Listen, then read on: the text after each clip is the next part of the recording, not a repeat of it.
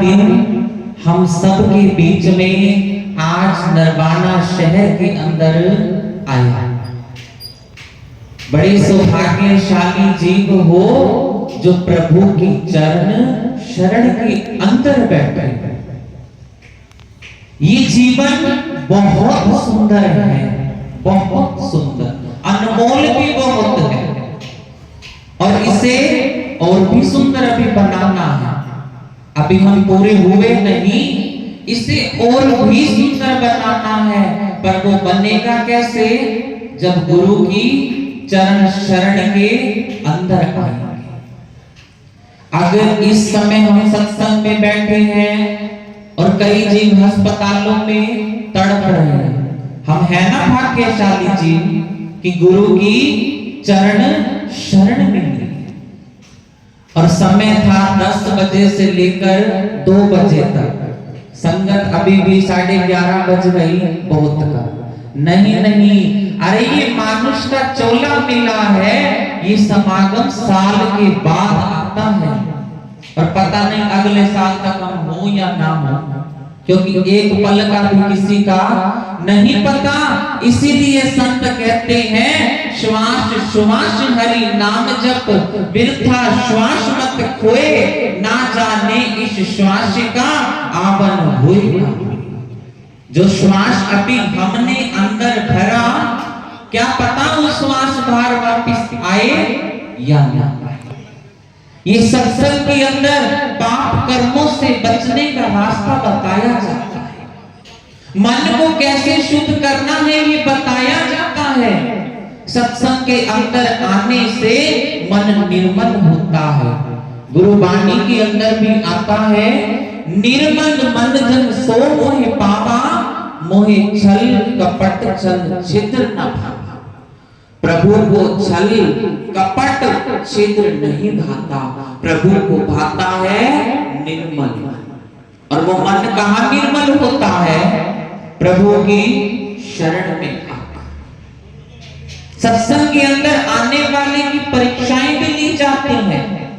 हम अपने अंदर झांके, हमारे दरवाजे पर कोई भिखारी आए और हम भोजन कर रहे हो।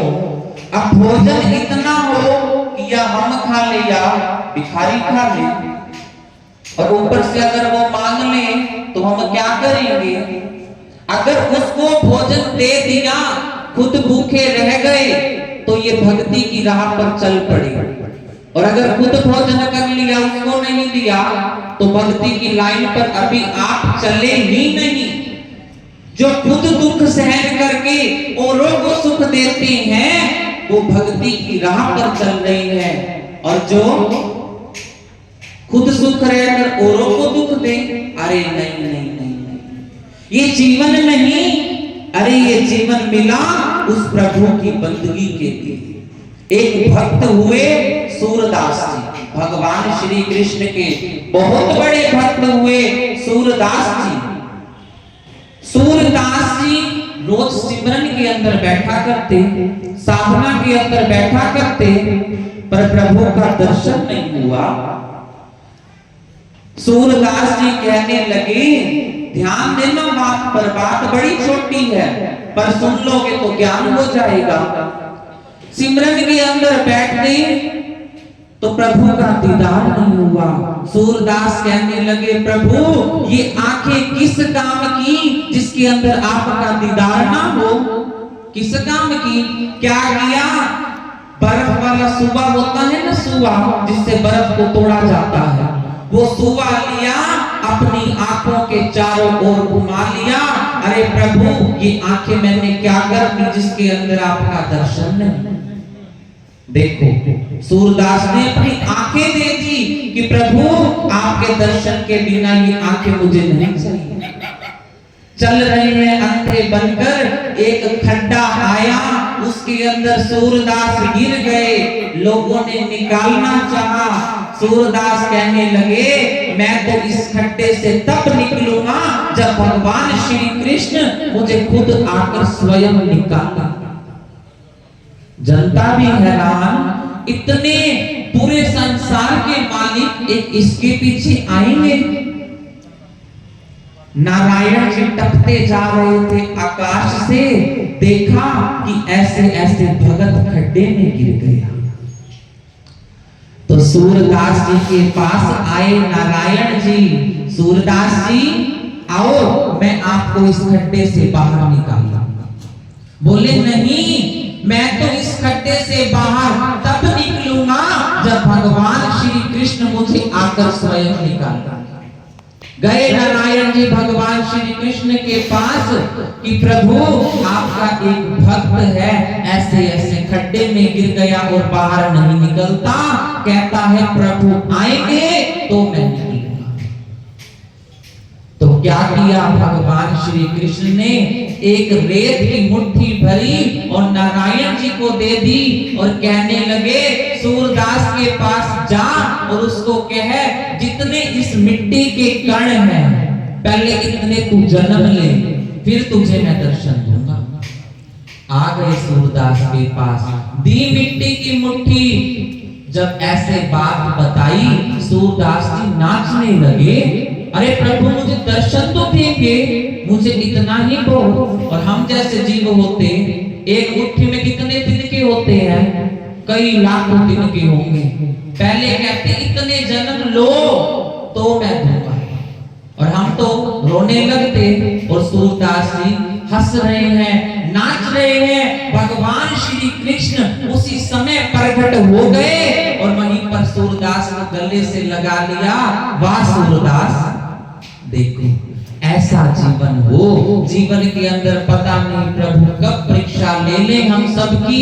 अब जीवन मिला है बंदगी के लिए, सेवा के लिए, सिमरन के लिए और सत्संग के लिए। आज ये घड़ियां आपको मिल रही है, दर्शन दीदार कर रहे हो।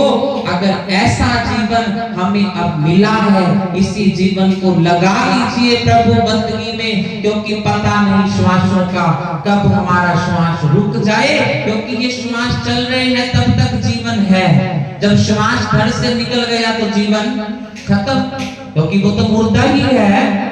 कीमत तो श्वासों की ही है, इसीलिए हर श्वास के अंदर उस प्रभु की याद हो, गुणगान हो। ऐसा जीवन हो जाएगा तो लोक सुखी परलोक सुहेला बन जाएगा। आओ सिर्फ एक ही लाइन बोलेंगे, उसके बाद अपनी वाणी को विराम कर दो बाबा जी मैनू अंदरों सोना। कर दो बाबा जी मैनू अंदरों सोना। कर दो बाबा जी मैनू अंदरों सोना। कर दो बाबा जी मैनू अंदरों सोना। अंदर से सुंदर हो जाओ, ये जीवन मिला है। जब मन सुंदर हो जाएगा तो लोक भी सुखी हो जाएगा और परलोक भी सुहेला बन जाएगा। अभी समय इतना ही, इतनी ही वाणी कबूल करना। और आप सबके श्री चरणों में मेरा कोटि कोटि नमन। श्री वाहिगुरु जी का खालसा, श्री वाहिगुरु जी की फतेह।